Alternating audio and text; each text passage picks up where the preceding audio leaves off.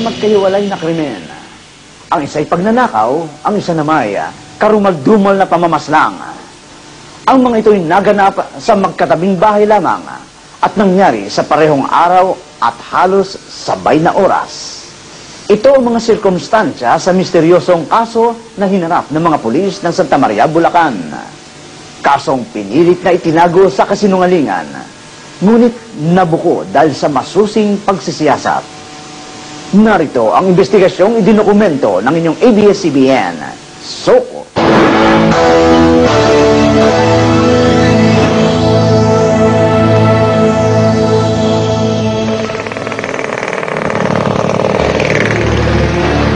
Dakong alas 11 ng gabi noong 20 ng Disyembre taong 2009, nooy pauwi na mula sa pagtatrabaho si Roldan Conisada.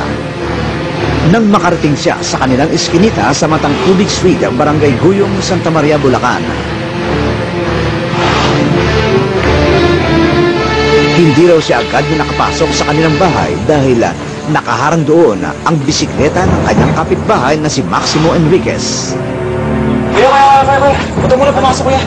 Kasi ba nangyari sa bahay? Ano ba nangyari doon? Ganito nga, kuya. Sa akin, kuya, huwag ka muna pumasok kasi may nangyari sa bahay namin. Nilooban kasi yung bahay. Pagpasok ko dun sa kwarto, magulo na yung kwarto. Mo. Punta ko ng barangay. Napablatter ko yung nangyari. Ng mga oras na yun, nagpunta na sa barangay hall ang kinakasama ni Maximo upang i-report ang nangyaring panluloob sa kanila. Kailan nangyari ito?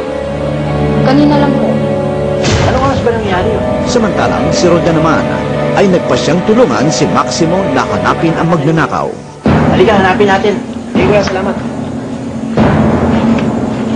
Iniisip ko na yung pumasok sa loob ng bahay, hindi pa nakalayo yun.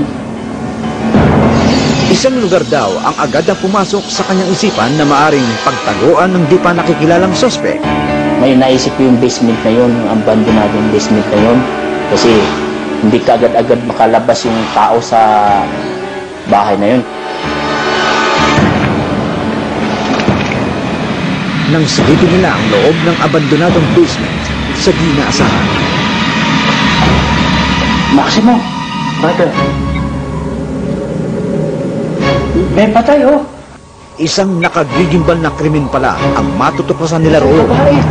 May nakita akong babae na nakadapa, patay. Nasyak ako.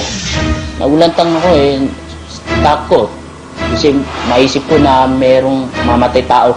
First time ko lang makakita ng bangkay. May suot na blouse at palda ang biktima. Nakalugmok ito sa sariling dugo. Sa tabi ng bangkay, ilang kagamitan ito ang kanilang nakita. May nakita kasi akong sinilas na naka-plastic, kulay dilaw, tapos bandang uluhan sa ulo niya may shoulder bag na kulay pink. Hindi na raw tinangkang lapitan ni Roldan ang bangkay. Tara, dali! Sa halip ay agad silang sumugod sa barangay hall upang i-report ang pangyayari.